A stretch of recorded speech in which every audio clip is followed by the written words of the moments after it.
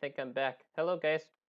So, I got bored and I looked back at my other Iron Farm video and I thought that I should go ahead and just do some redesigning. So, I've came up with this door layout so far. And counting all the doors, I'm thinking it's going to take at least a minute 30, minute 20 to do one village at a time. So, that's good enough. And the whole purpose of this design is not like to be super duper quick. It's just for the verticality.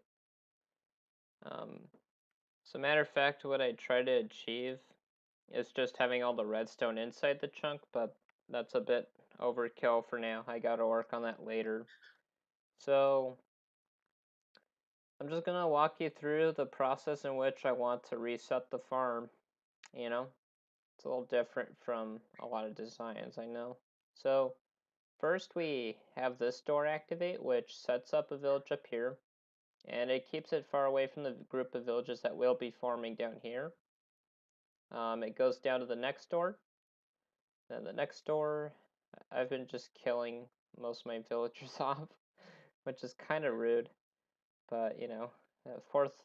And then when you get down to this, the center of the village right here is actually going to be closer to the doors that are up here, because the village center is going to be right about here when they're finished, and that's still just far enough away to keep them separate from each other. So what we want to do is before we connect these doors to our villager right there,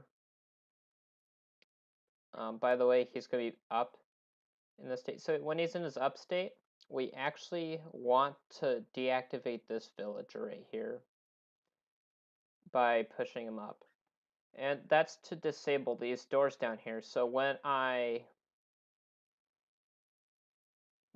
set up a village here, I guess I could just show you a quick example of how we're going to do it. So you lock that, and you simply just click on one of these. It'll register the village in that line. Yep. And we're going to deactivate it. And essentially the idea is we could turn this guy off so that he won't register the top section, but then you can register this fella and use the exact same piston setup up here to set up the second village, or I mean the second set of doors, and it'll make the diagonal, which is very important when setting up these farms. And after all that is done and said, you just push them up, they both lock into their village, and that's actually one village complete in a short matter, obviously. I'm going to walk you through by hand, but anyways, so that's what goes on there. There's a certain order to which you have the doors and stuff set up. So I'm actually going to tell you that now. So when this happens, we are going to keep them up. This guy down here will disable. The first piston will go on for about 6 seconds, turn off. And then what we're going to do after that is push them down. And then we're going to go all the way down here.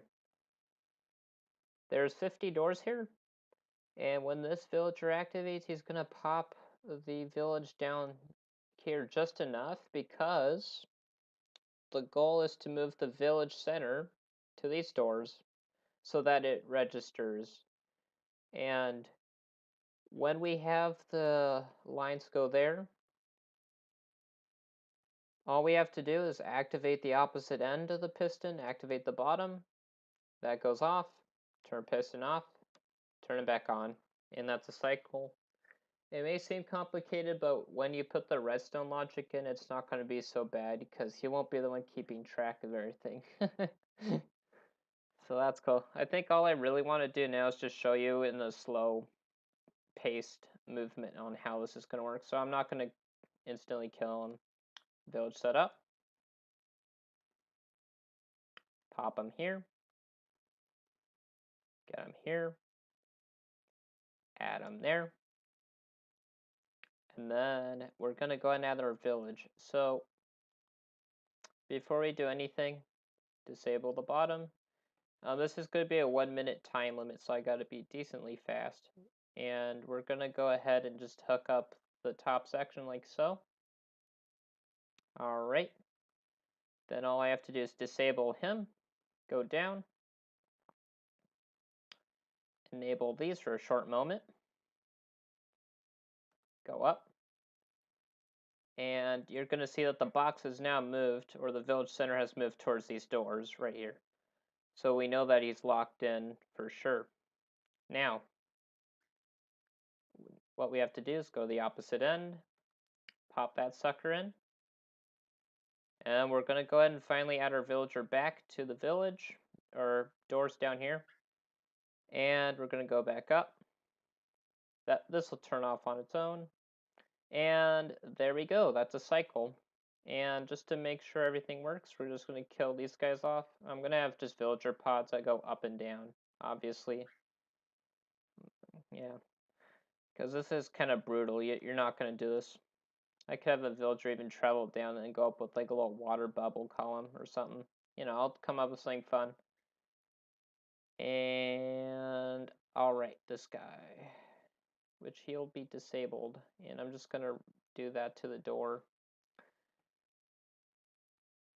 Alright, so now this will already be disconnected by the time the villagers group up again, because of the 1 minute countdown from the door will basically be deactivated once these guys are going and whatnot.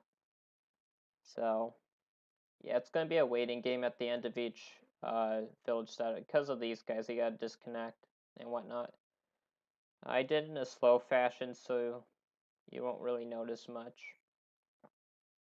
Yep, there you go. It's just popping in. So there they go. The doors are disconnecting properly. If I did everything correct. There we go. And that's it. So as you can see, our second village goes in there nicely in a diagonal.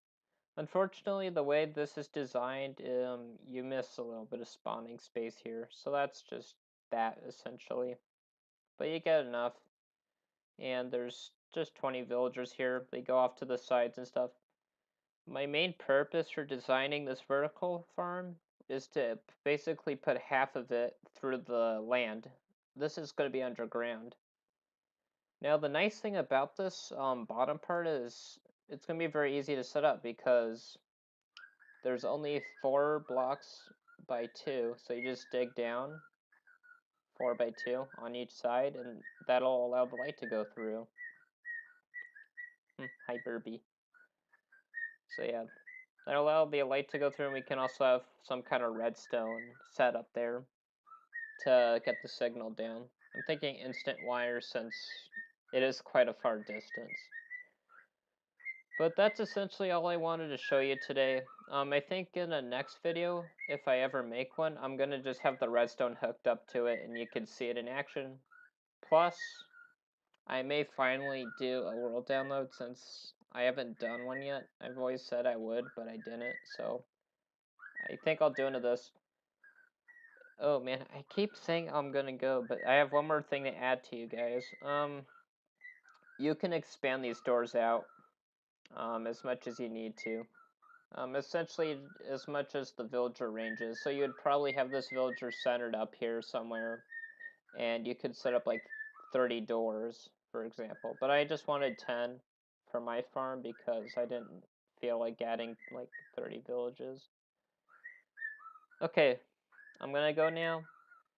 Leave a like if you think this is decent, and I'll see you later. Goodbye.